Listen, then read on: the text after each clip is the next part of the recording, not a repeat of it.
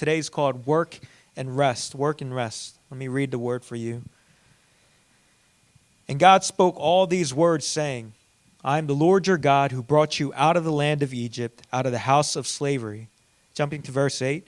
Remember the Sabbath day to keep it holy. 6 days you shall labor and do all your work, but the seventh day is the Sabbath to the Lord your God, and on it you shall not do any work, you or your son or your daughter, your male servant, your female servant, your livestock, or sojourner who is within your gates.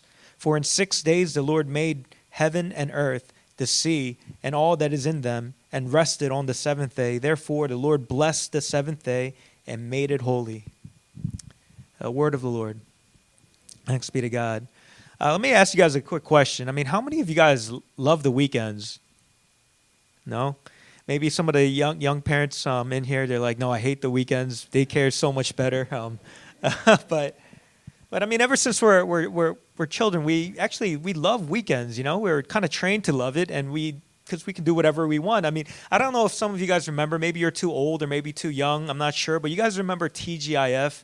The 2 hours of family fun with Family Matters with the Olsen twins when they were cute at one point, and there's Family Matters, Step by Step, Boy Meets World. I remember like getting excited step by step. I would go on the roller coaster with them in front of the TV.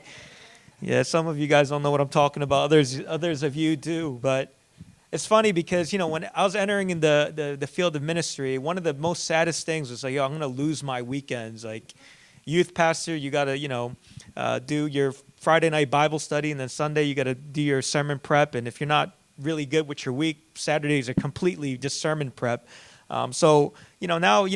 Actually Sunday nights are my days also. If you guys want to party with me, it's Sunday night, man. Thank goodness it's Sunday. I'm ready to do it. It's like tonight, all right?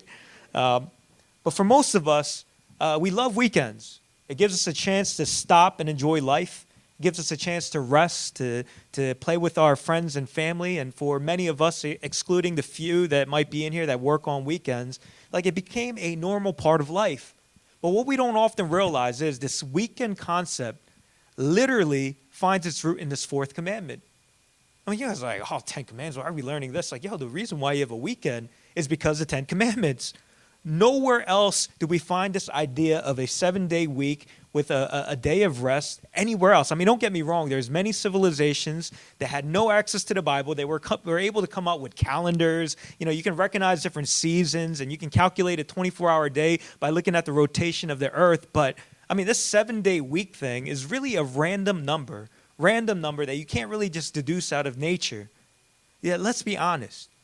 It's one of the greatest gifts to mankind. Greatest gifts to mankind. So what is this commandment? What is the fourth commandment? What is it asking us to do?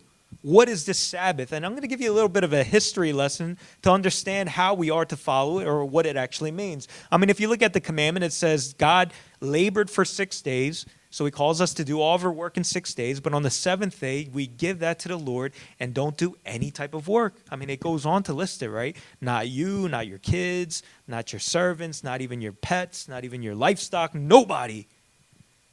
It says keep it separate from everything else. Stop from the busyness of life. Sabbath actually means a ceasing, to stop, unplug, a day not to worry about things in life, and a day to rest and give it to God. I mean, it doesn't sound so sweet, right? Like the Sabbath, yes. Time to unplug. Time to escape the chaos that we often live in. And but what you guys don't often realize is this commandment was actually even more sweeter to the people that are receiving it. See, this commandment was given for the first time after God's people had just been freed from slavery. Slaves were worked day and night whenever they were called upon. The book of Exodus talks about how they were overworked and even beat to death. They didn't have any breaks. So in one sense, this commandment is actually like the first Bill of Rights ever written, commanded to give people a break. It was started off as a blessing, a safeguard to protect people. But what started as a day to be given as a blessing, a day to look back and appreciate life, and a day to see God's work and to enjoy it, suddenly became something else. By the first century, we see that Jewish rabbis were already having strong debates about what the restrictions of the Sabbath were. And you begin to sometimes you start seeing their debates and just like, I can't believe they were thinking of this. But let me give you an example. For instance, if an egg was found under a hen on a Sabbath morning or Saturday morning, can you eat it? People were on both sides of it. They're like, oh, well, it's really a technical question, you know. If the egg was there and it came out on Friday night and you just happened to find it on Saturday, then you're good to eat it. But if it came out on Saturday morning, that's technically work, and you're not allowed to let people work, so you can't eat it. And, they're arguing about it. Another one, they said, if an elderly woman would fall in the field and hurt herself, is it okay for us to get like a stretcher pulled by animals and put her on there and pick her up? And some guys are like, of course. But other people are like, no, it's dangerous. What happens if the cart falls and a piece of the wood hits the ground? That would be plowing. No way. And they would argue about it over and over again. And of course, you can't generalize. I mean, back then they had different groups too that talked about different things. Some said, oh, focus on the heart. Others said, no, we have to stay to the law. There were conservatives, moderates, and liberals back then too. But these debates were obviously missing a point, and you can see this even more clearly in the New Testament, where Jesus refocuses, corrects the traditions that have forgotten the main point. See, in the New Testament, you see a bunch of stories like this, right? One of the stories was Christ enters, it's like the Sabbath day, and he comes across a woman who was crippled for about 18 years. They said that she was double bent. That means her back was so bent that she was probably almost walking on all fours. Christ sees her, has compassion on her, and heals her. Yet after doing this, religious people look at him and say, yo, why are you working on the Sabbath? And Christ gets extremely mad. He says, yo, don't you walk your donkeys to get water on the Sabbath? Why are you yelling at me for this? And this is where Jesus comes and says this. Hey, you missed the point. And in Mark 2:27, he actually writes this. The Sabbath was made for man, not man for the Sabbath. Don't make rest work. And he goes on to say, so the Son of Man is the Lord even of the Sabbath. This phrase, the Lord of the Sabbath, is saying that, hey, I'm the one that defines what the Sabbath is.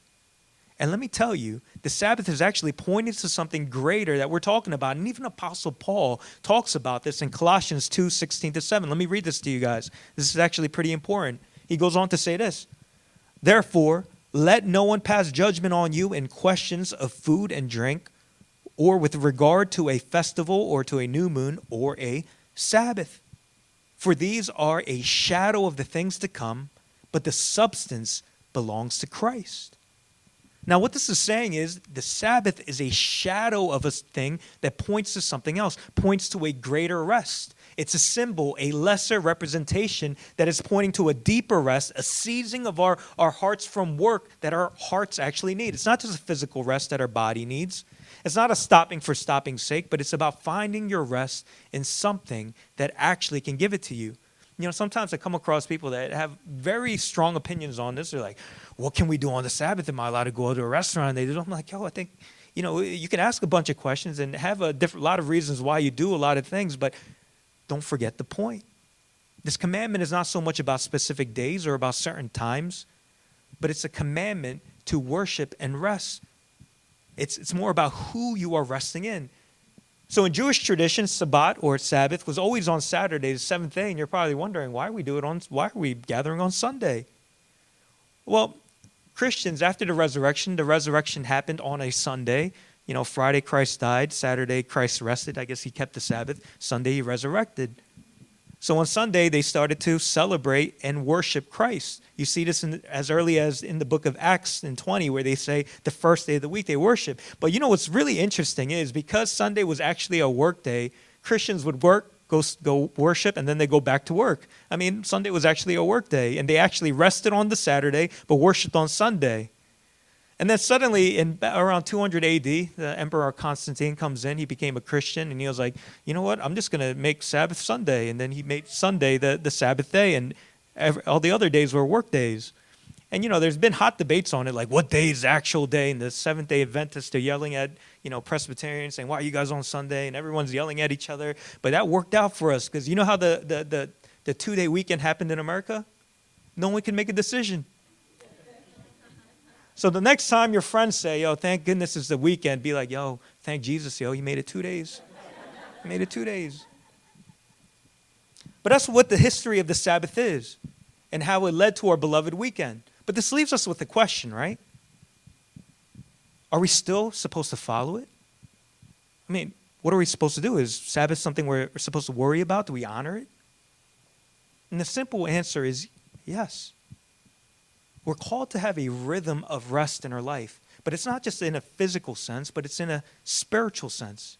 Remember the laws of God. You know, the whole Ten Commandments series, we call it a path to freedom because we say that God's law is not there to bind you. It's not there to hold you down. It's not there to restrain you, but it's actually there to free you, to give you wisdom.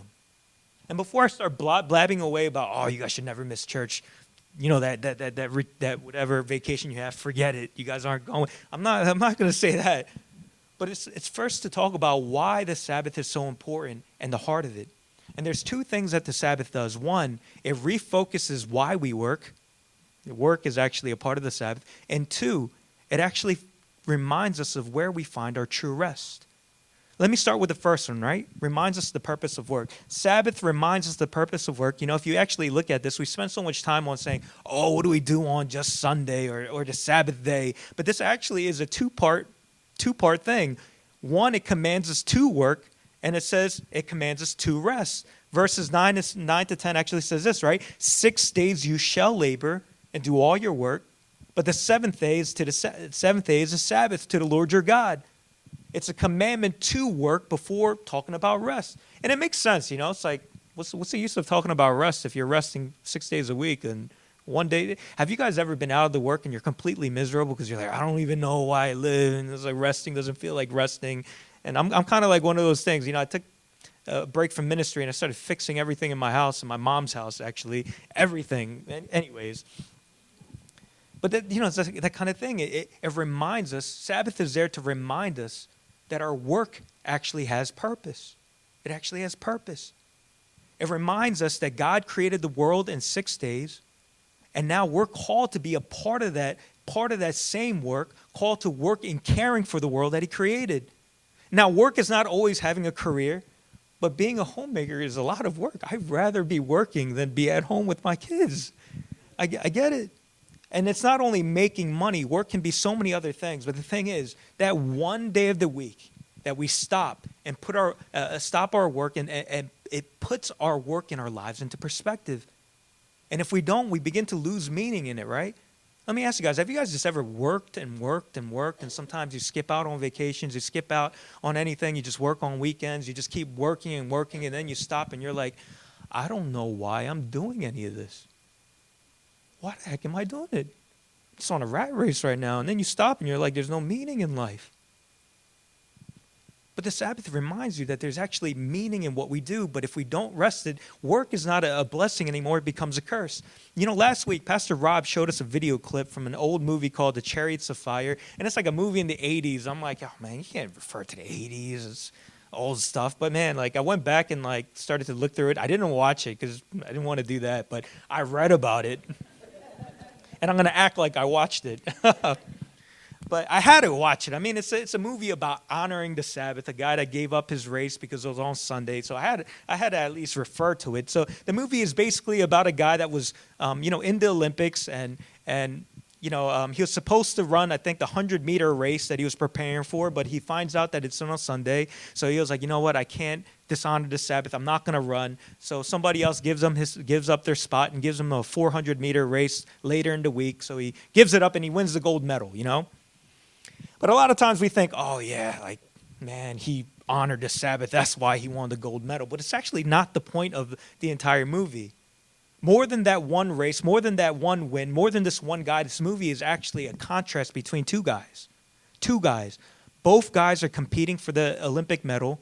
They're both gunning for the gold. They're both young and in their prime, but their hearts are in two totally different places. See, Eric Liddell, the Christian guy that is always praised throughout this movie, and P. Rob showed a clip last week, is actually talking to his sister about the reason he runs, and he says this, Jenny, you got to understand, I believe that God made me for a purpose, and it is for China and missions, but he also made me fast, and when I run, I feel his pleasure. Man, I wish I could say that about everything in life, right? Like, I feel his pleasure.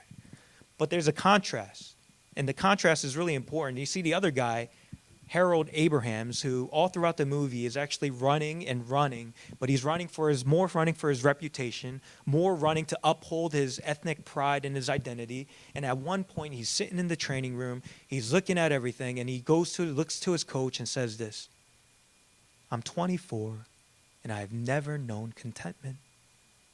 I'm forever in pursuit. I don't even know what it is I'm chasing, and I have no idea why I do what I do." You know what the crazy thing is? Both of these guys run. They both win the gold. They both run their hearts out. They both do their best. Yet one has joy and purpose in what has been accomplished, while the other one is left empty, and it shows all throughout the movie. And I'm not going to be legalistic and be like, "Oh, guys, if you keep Sunday, you're going to win everything in life." That's not the point. It really isn't. But it's really about the joy that he ran with. Why he actually ran. And I really believe this, I think it is directly related to being able to hold on to something. The same heart that held on to the Sabbath is the same heart that holds on to the rest and joy in Christ. That's what I'm getting at. I thought about this. If you run in a way, if you run in that type of way, I bet you even if he lost, he could have had joy. I mean, he'd been sad, but it wouldn't have crushed him. But this guy, he would have won 100 medals, but would have never had a single moment of rest.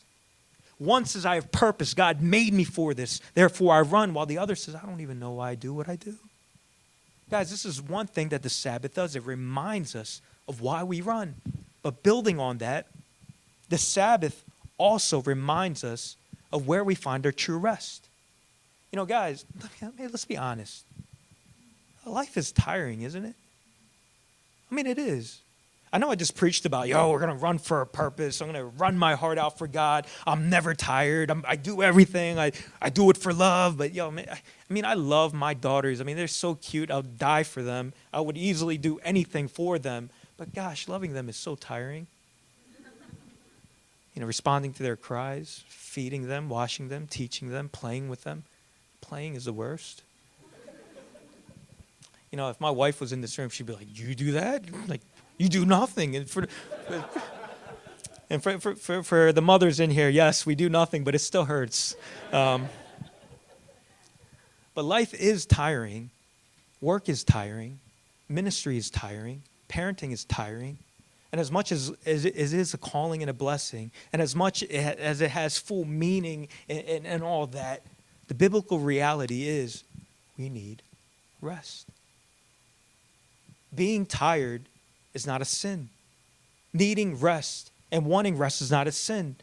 But sometimes, we kind of forget this, I kind of grew up like, in an immigrant family. I watched my mom work like forever and even more, and I just feel guilty if I don't do anything. It's just, my presence is just guiltiness. Like, man, I'm like not doing anything right now. You feel guilty. And, I grew up with that mindset, like if you're resting, someone else is getting ahead, and you're like, "Oh man, like someone's got to run, got to get up. Get on my hustle." Sometimes we need a reminder, we need rest. We need rest. And sometimes being tired simply reminds us that we need real rest. And if we don't have rest, it makes life miserable. I get why that God put this as a commandment. It's sometimes you look at it and you're like, how could I have missed this all along, We're like children, really. Have you guys ever had a birthday party later in the day, like right after nap time, and your kids know that they're going to have to go to that party, so they don't want to sleep, Like, especially if they're young, they got to take their naps, and they complain, like, "I don't want to sleep, just give me more candy," and all that. But, if you're, like, responsible, you're like, "No, you got to sleep." You tie them into the car, you drive around a little bit to get them to sleep. Because if you don't do that, what happens?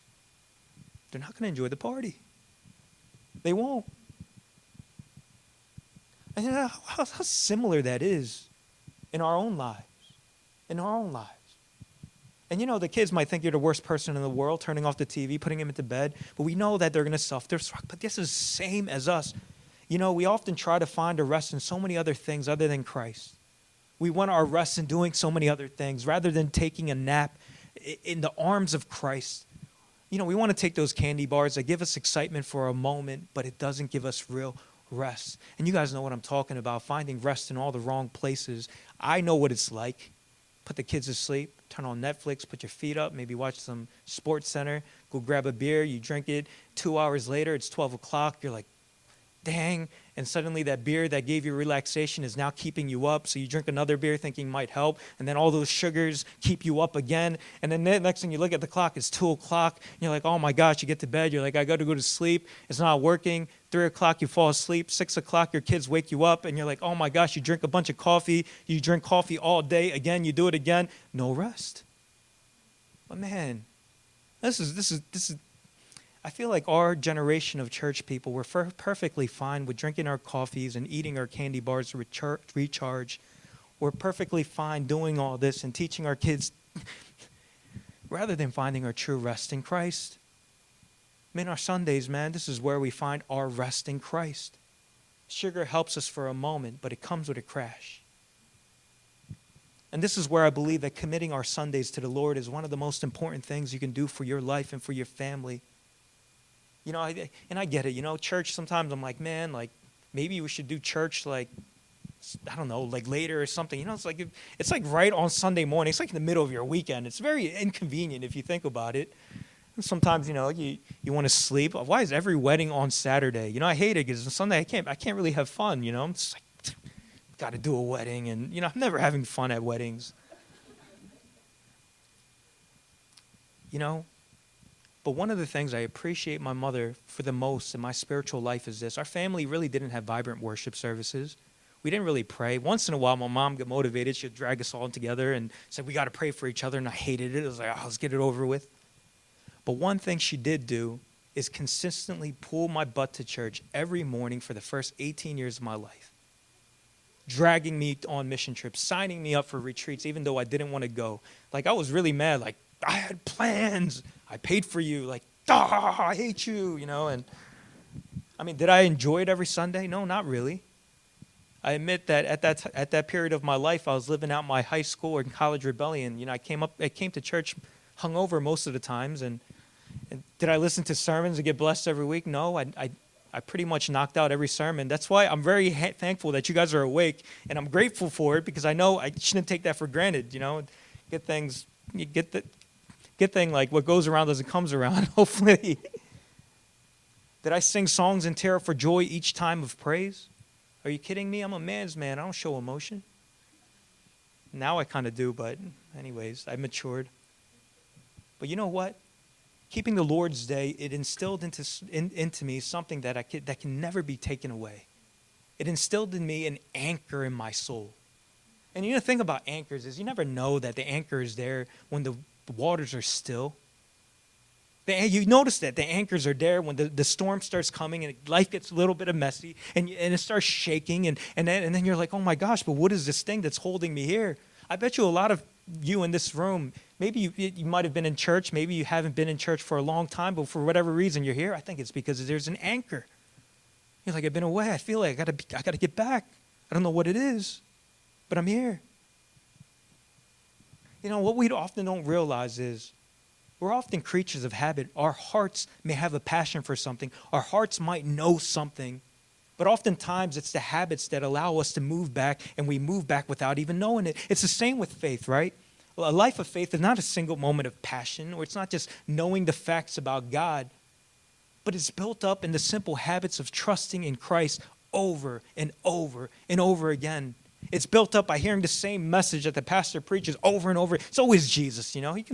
Jesus, that's it. All I have to say is Jesus, and you guys can leave, you know. But it becomes an anchor, a reminder. And you know what it's like? You know, have you ever met, hopefully you haven't met, a person who has never brushed their teeth? You know, they might stink, their breath might stink, and their teeth might be falling out, but the person has no clue. Why? Because they never knew what it felt like to brush their teeth. But a person who has brushed their teeth every day, twice, morning and night, for their entire life, one day of not brushing your teeth, you feel it. I mean, have you guys ever left your house forgetting to brush your teeth? Like the heck, maybe you guys are good at it, but I've done it before. And then you're walking around like trying to talk to people indirectly, like, hey, how are you? And then you just start trying to eat food, trying to cover it up. But you feel horrible all day, and then you can't wait to get back to brush your teeth. And you know, something about keeping the Sabbath does that. Because you taste the sweetness of Christ. You taste that rest. Even though you don't feel it at the moment, when you don't have it, you feel it. See, this is what happens after years of coming before God. hearing the gospel, hearing the word preached, praising on Sunday nights, our hearts are actually quicker to turn to Christ. We turn to him faster. We find our rest faster. And guys, this doesn't happen just in one day, but it's built over a lifetime. The person who doesn't have that will turn to so many other things before realizing that they need an anchor, and sometimes they never realize it. You know, that habit of coming to Christ, that Sunday rhythm, becomes an anchor in our lives and to our children, because it reminds them and reminds us over and over again that we do have a place of rest. We do have a purpose in life. Our work actually matters. We do have a loving God who has our lives in his hands. And we do have someone we can call out to and pray to. This is why we need to sometimes stop. Hebrew word Sabbath, to seize and to receive. You know, in Hebrews 6, 19 to 20, it says this. We have this as a sure and steadfast anchor of our soul, a hope that enters into a place behind the curtain where Jesus has gone as a forerunner on our behalf, having become a high priest forever after the order of Melchizedek. You know, what beautiful imagery is this? Christ as our steadfast anchor of our souls. And when it says that he is a hope that enters behind the inner place, behind the curtain, you know, that back in the day they had these temples and these curtains, and behind the curtains were the holies of holies where God dwelt, and only the priest could enter it to offer sacrifices to it. But it's basically saying that Christ anchors us into the presence of God. And it goes on to say that not only does he anchor us there, he's also the forerunner on our behalf. You know, last week P. Rob was talking about like, hey, when we can't run, Christ runs for us. When we have no energy, Christ works for us. Man, Sabbath rest is understanding that there is a God that works for us. You know, a lot of times we think, 6 days God worked, the last one he rests. But it's actually 6 days God worked, and then the last one he preserved the world and said he will sustain it for us. Therefore, we can rest. See, Sabbath really points to the gospel through and through. It reminds us that there is a God who sustains us, a God who gives us purpose, a God who ultimately secures our ending through the life, death, and resurrection of Christ. And we do have the victory at the end of this life, of this rat race that we're running. There is an end. Let me ask you, where do you find your rest in? Is it working? One story of the Bible that I'm often drawn to is a story when Jesus is on the boat. And, you know, there's a storm and the disciples are going crazy. You can read this in Mark chapter 4. But basically, they get on a boat to get on the other side of the sea. And then suddenly the wind starts blowing. The wave starts hitting the boat. And, you know, all the disciples are going crazy. I always have a big imagination. They're probably like, I'm so scared. Like, what's going to happen? We're going to die. And they run to Jesus and they say this, Teacher, if you don't you care that we're drowning? We're going to die. And then, you know, Jesus gets up and rebukes the wind, says, quiet, be still, and everything is quiet. And, you know, before I used to be like, oh, yeah, this is a story about us coming to Christ and screaming to him when we need it. And of course that could be it.